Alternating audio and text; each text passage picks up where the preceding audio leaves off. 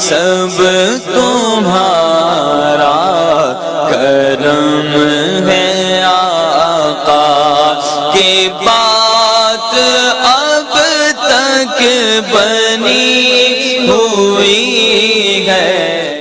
اعوذ باللہ من الشیطان الرجیم، بسم اللہ الرحمن الرحیم۔ السلام علیکم ورحمۃ اللہ وبرکاتہ۔ یا رحیم، اللہ کا وہ نام جس کو ہر بندہ رحم کے لیے پڑھتا ہے، مگر اس کے علاوہ بھی یا رحیموں کتنے فائدے ہیں کہ آپ سوچ بھی نہیں سکتے۔ میں بہت بڑی ویڈیو تو نہیں بناؤں گا، مگر یہ ہے کہ جتنی انشاءاللہ ہوگی اس کے مطابق اگر عقل ہوئی تو آپ اس کو سمجھ جائیں گے۔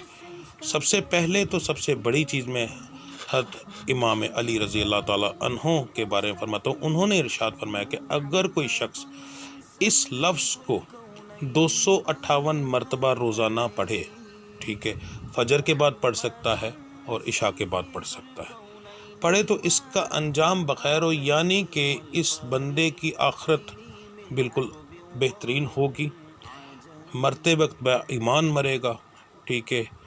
اس کے بعد اس کے لیے قبر کی اور پلسرات کی منزلیں آسان ہوں گی، ٹھیک ہے جی۔ اب اس سے بڑا فائدہ تو کوئی ہو ہی نہیں سکتا، کیونکہ انسان زندگی میں دنیا میں زندگی گزارتا ہی آخرت کے لیے ہے، تو آخرت کی ہر قسم کا فائدہ آپ کو اس لفظ کے پڑھنے سے ملے گا۔ اب بہت زیادہ لوگ جو ہیں وہ آخرت کے ساتھ ساتھ دنیاوی معاملات بھی چاہتے ہیں، تو اگر اس اسم کو یا اللہ، یا رحمان و یا رحیم و ان تینوں لفظوں کے ساتھ پڑھا جائے، ٹھیک ہے، 100 مرتبہ اکٹھا 100 بار پڑھنا ہے، یعنی ایک دانے کے اوپر یا اللہ، یا رحمان و یا رحیم و پڑھنا ہے اور پھر اس کو کرنا ہے۔ اور 100 مرتبہ اگر آپ پڑھیں فجر کے بعد، ظہر کے بعد، عصر کے بعد، مغرب کے بعد، عشاء کے بعد، یعنی پانچوں نمازوں کے بعد، تو اس عمل کا اتنا سخت اثر ہوتا ہے کہ انسان کے قدموں میں دولت آ کر گرتی ہے، ٹھیک ہے۔ یہ بہترین عمل ہے دولت کے لیے۔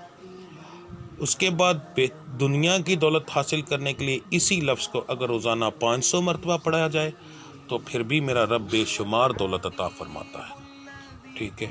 ان دونوں عملوں میں سے آپ کو جو بہتر سمجھتے ہیں، یا پانچوں نمازوں کے بعد پڑھیں یا پھر ایک بار فجر کی نماز کے بعد 500 بار پڑھیں، ٹھیک۔ مگر 5 نمازوں کے بعد پڑھنے والا جو عمل ہے اس کا اثر زیادہ ہے، اور 500 بار پڑھنے والے کا عمل کچھ کم ہے، مگر فائدہ دونوں ہی دیں گے۔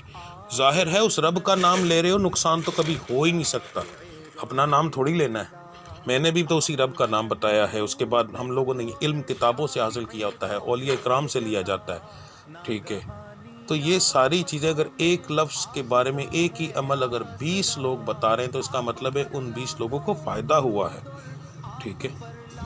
جیسے ہم کسی ڈاکٹر کے پاس جاتے ہیں تو اس کے پاس دیکھتے ہیں رش کتنا پڑا ہے، اگر بہت زیادہ رش ہوتا ہے تو ہم مطمئن ہو جاتے ہیں نہیں بھائی اس بندے کے ہاتھ میں شفا ہے، ٹھیک ہے۔ اب یہ تو نہیں کہتے نا لو جی اس بندے سے ساری دوائی لے رہے ہیں، ٹھیک ہے۔ بہت سارے لوگ یہ کہتے ہیں لو جی یہ عمل تو فلاں بندے نے بتایا، اس کا مطلب ہے کہ 200 بندے نے بتایا تو 200 بندے کو اس عمل سے فائدہ ہوا ہے، آپ کو نہیں ہوا تو کمی آپ میں ہے۔ گالی گلوچ چھوڑیں، جھوٹ بولنا چھوڑیں، ایسی چیزیں چھوڑیں، ٹھیک ہے۔